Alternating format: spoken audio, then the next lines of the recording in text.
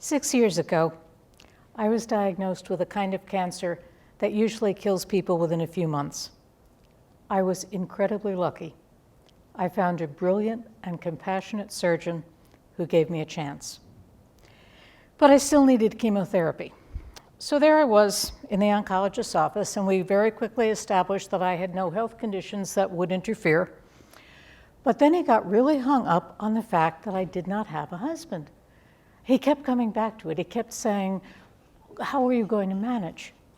I kept trying to tell him about friends, about extended family who would be there for me. He talked right over me. Then he said he was going to give me just this one mild drug. But the only thing that had any chance of killing off that kind of cancer was a combination of that drug and a much stronger one. So I said, why?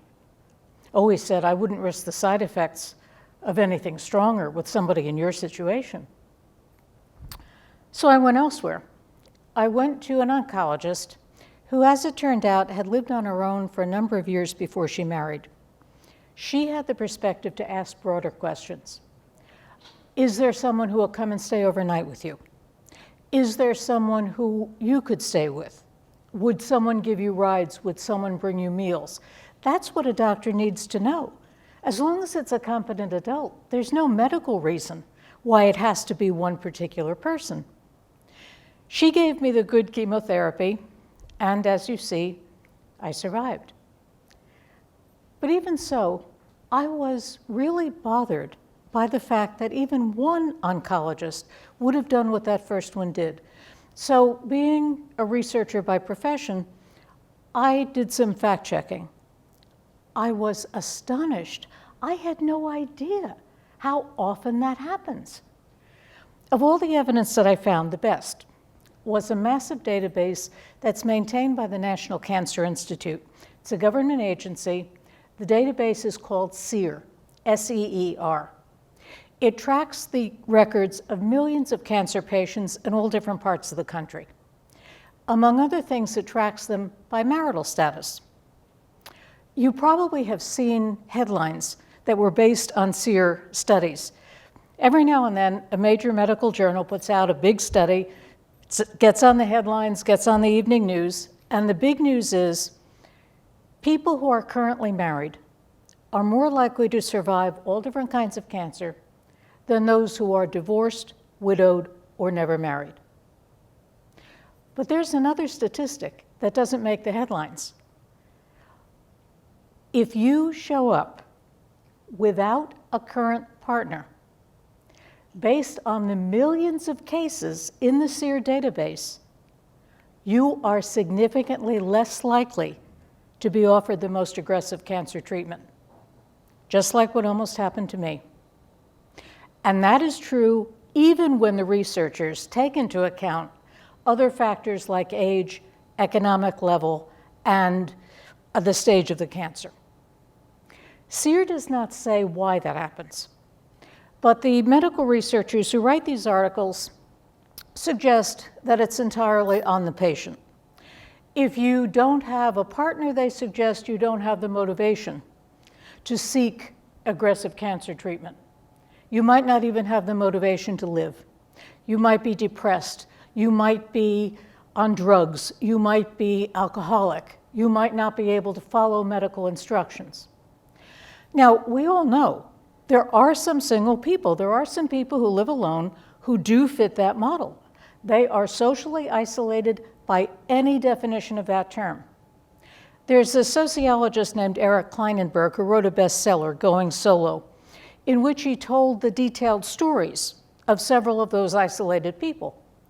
But Kleinenberg also pointed out, as Americans wait longer before marrying the first time, as some never marry at all, as divorce becomes more common, as people remain single longer between relationships, as people are less likely to remarry after widowhood or divorce, the typical American,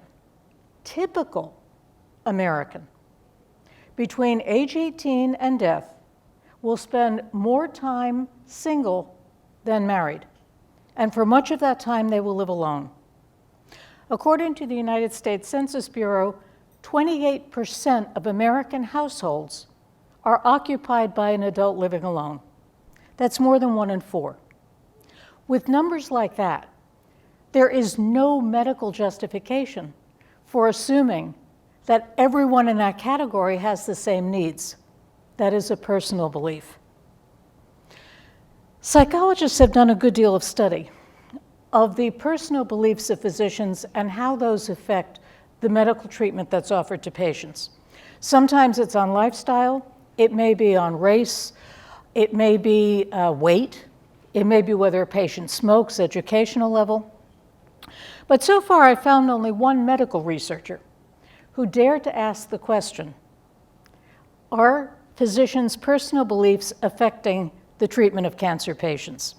Her research showed that oncologists do sometimes have a stereotype of single people that leads to withholding the most effective cancer treatments from patients who could have handled it. That researcher's name is Nina Cavelli-Björkman. She is a Swedish oncologist. She gave a TEDx talk in Sweden about how people turn their lives around. It's worth watching. I'd also recommend a TEDx talk that was done in Belgium by an American psychologist named Bella DePaulo.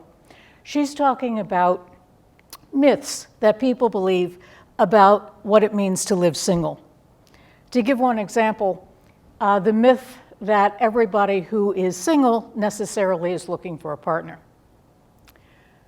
Now, of course, having a loving partner can be a wonderful way to find comfort and support in a serious illness. And certainly it is the way most people would prefer to do it. But on any given day in this country, almost half of adults are single. It may be through choice, or it may be because that's where life has led them. And that can happen very unexpectedly. The belief that the people who love them, the people who are there for them, somehow don't count is not true. And in a medical setting, it can be deadly. All right, now that we know that, what do we do about it? Well, for that one, I consulted experts. I was writing a story about this for the Washington Post, and I interviewed the supervisors of social work at 3 medical institutions, the Mayo Clinic in Minnesota, Sloan Kettering in New York City, and Christiana Care in Delaware. I interviewed them separately, but each one said pretty much the same thing. First, they said, yes, it is true. If you show up without a partner, you may be subject to discrimination by all kinds of healthcare workers who may not even realize they're doing it. It's not because those healthcare workers are bad people, but like the rest of us, they don't tend to think through things they have been taught to believe. The solution is not blame. The solution is education, awareness, getting the word out. And all 3 of those social workers had the same suggestion about how to get the word out. They said, now that so many people are living single, and so many of those single people do have good support systems, suppose that when somebody goes into a hospital or starts being cared for at a medical center, suppose the patient or someone with them were to say to a hospital social worker, a patient care representative, in a doctor's office, maybe a nurse practitioner, excuse me, I'm single. Or my sister, who was just admitted to your hospital, is single. My friend, my neighbor. And we've heard that there are stories showing that we could have some discrimination here. Can you help? Can you make people aware? Can you get the word out? In a doctor's office, instead of waiting for the doctor to ask questions about what they think a social support system is, what about getting out in front, taking the initiative? Before we talk about that treatment plan, doctor, I want you to know, I am not alone. 6 years ago, if I had not known what chemotherapy I was supposed to receive, I would have had no reason not to stay with that oncologist who wanted to give me that 1 mile drug. it would greatly have reduced my chance of survival. It is quite likely that right now I would be a statistic, seeming to validate all those studies that say that unmarried patients are less likely to survive. And the sad part is, nobody would have realized that with the same cancer, but without the social prejudice, more patients without partners could have an equal chance to stay alive too. Thank you.